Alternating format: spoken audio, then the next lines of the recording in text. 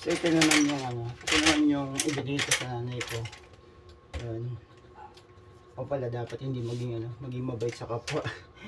Kasi pag naisip ko nagbigay ako ng isang bagay tapos nagkaroon kami ng pagtatalo, pag-aaway, para bang naging kasanayan ko din, naging ugali ko. Babayin ko kaya yung binigay sa'yo. So, minsan yan, hindi rin nagiging maganda ang ugali ko. Pero minsan bilang isang tao talagang naisipan mo talagang bawiin talaga eh.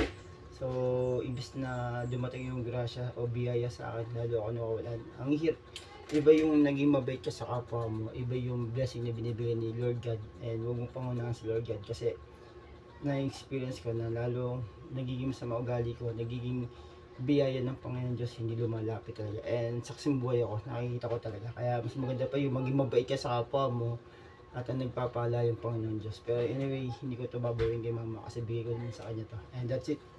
Wala din kasi mararating yung pagiging masama ugali ko o madamot ko kasi kaya naman naging madamot ako, madamot din yung magulang ko sa akin.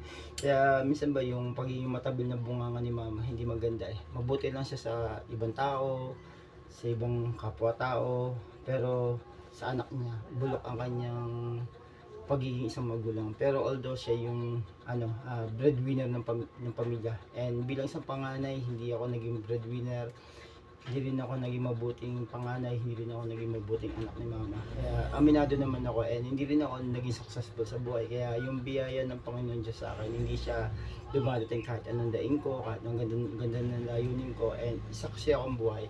Anyway, kapag dumating yung time na wala na ako sa buhay ng magulang ko, kapatid ko, magsisikap ako ng sarili kong pamumuhay at magano ako dahil hindi naman ako drug addict, hindi naman ako manluloko ng kapwa. So maghahanap buhay ako ng yung hanap buhay na makatao, yung nakakatulong sa tao, kumikita ako na hindi ako nakakatapak ng tao o hindi ako ng lalamang. So yun ang gusto kong gawin. So that's it.